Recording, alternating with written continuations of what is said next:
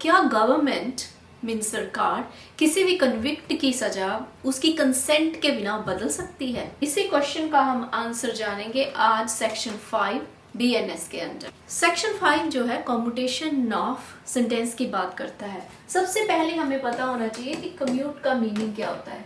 Commute का meaning होता है बदलना, ठीक है, कि अगर गवर्नमेंट चाहे तो एक डेथ सेंटेंस को लाइफ इम्प्रिजनमेंट में बदल सकती है, तो हम इसे बोल लेंगे सेंटेंस को गवर्नमेंट ने कम्यूट कर दिया, ठीक है।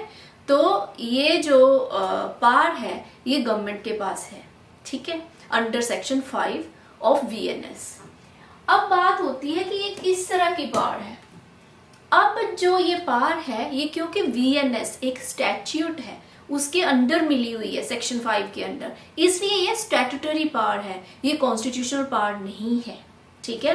कॉन्स्टिट्यूशन में जो आर्टिकल 73 और आर्टिकल 162 है वो बात करता है द एक्सटेंट। अब उसमें वो ये तय करता है आर्टिकल 73 और 162 कि एप्रोप्रिएट गवर्नमेंट कौन होगी।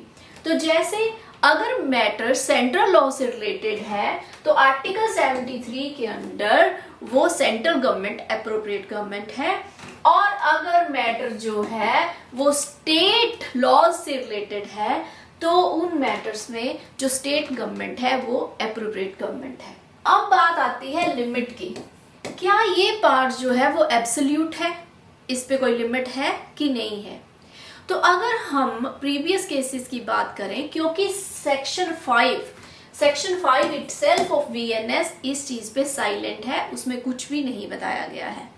तो अगर हम पुराने केसेस को लें जो IPC के अंडर रिजॉल्व हुए थे, उसमें लिमिट को बड़ा क्लियरली बताया गया है कि ये जो लिमिट है ये एब्सोल्यूट नहीं है। एग्जाम्पल के तौर पे हम केस ले लेते हैं मरुराम वर्सेस यूनियन ऑफ इंडिया। उसमें जो है सुप्रीम कोर्ट ने कहा कि रमीशन और कॉम्यूटेशन जैसे पार्ट्स को आर्बिट्रेरी तरीके से यूज नहीं किया जा सकता। वही फिर दूसरा केस था Kehar Singh versus union of India. तो इस केस में कोर्ट ने कहा कि गवर्नमेंट के पास पुनः विचार करने के लिए अधिकार है कि कन्विक्ट के गिल्ट पे सरकार फिर से विचार कर सकती है, लेकिन यह पार जुडिशियल रिव्यू के अंडर है। एक और केस था इपुरु सुधाकर का केस। इस केस में भी सुप्रीम कोर्ट ने ये बोला कि एग्जीक्यूटिव पावर जो है वो अनलिमिटेड नहीं है। अगर रमीशन या फिर commutation bad faith, irrelevant reasons या फिर डिस्क्रिमिनेशन पर बेस्ड है तो कोर्ट उसे रद्द कर सकता है। तो इससे क्लियर होता है कि जो सेक्शन 5 में स्टैट्यूटरी पावर दी गई है वो लिमिटेड है, अनलिमिटेड नहीं है, वो एब्सोल्यूट पावर नहीं है, ठीक है। हमने इसे केस लॉज के साथ समझा।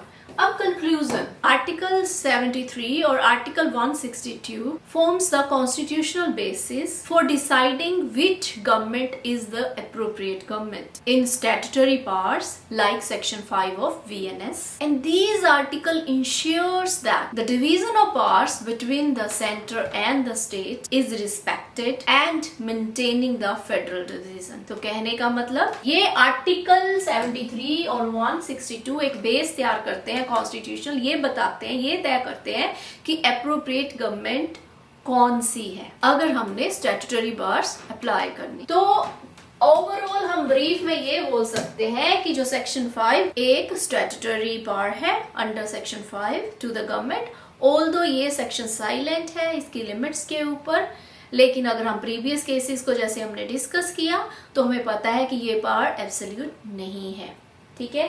अब बात आती है कि पनिशमेंट्स को कम्यूट कहां से कहां किया जा सकता है। जैसे टाइप ऑफ कम्यूटेशन क्या की जा सकती है, तो टाइप ऑफ कम्यूटेशन में ये किया जा सकता है जो डेथ पेनल्टी है उसे लाइफ इम्प्रिजनमेंट में बदला जा सकता है, और जो लाइफ इम्प्रिजनमेंट है उसे imprisonment not less than 7 year में बदला जा सकता है, और जो राइगरस इम्प्रिजनमेंट है उसे सिंपल इम्प्रिजनमेंट में बदला जा सकता है, और कोई इम्प्रिजनमेंट अगर लेस देन 7 ईयर्स है तो उसे फाइन में कम्यूट किया जा सकता है। तो ये टाइप्स ऑफ कम्यूटेशन है जो सेक्शन 474 ऑफ BNSS के अंडर दी गई है। तो हमारा की टेक अवे यही है, सेक्शन 5 जो है एक स्टैट्यूटरी एग्जीक्यूटिव पावर है, नॉट एब्सोल्यूट। तो सेक्शन 5 किस चीज की बात करता है? सेक्शन 5 ये बताता है कि जो गवर्नमेंट है, अप्रोप्रिएट गवर्नमेंट है, वो किसी कन्विक्ट की सेंटेंस को जो है कम्यूट कर सकती है, कम कर सकती है, उसे चेंज बदल सकती है, जैसे डेथ पेनल्टी को लाइफ इम्प्रिजनमेंट में, और बिना ऑफेंडर की कंसेंट के। कन्विक्ट की कंसेंट की जरूरत नहीं है।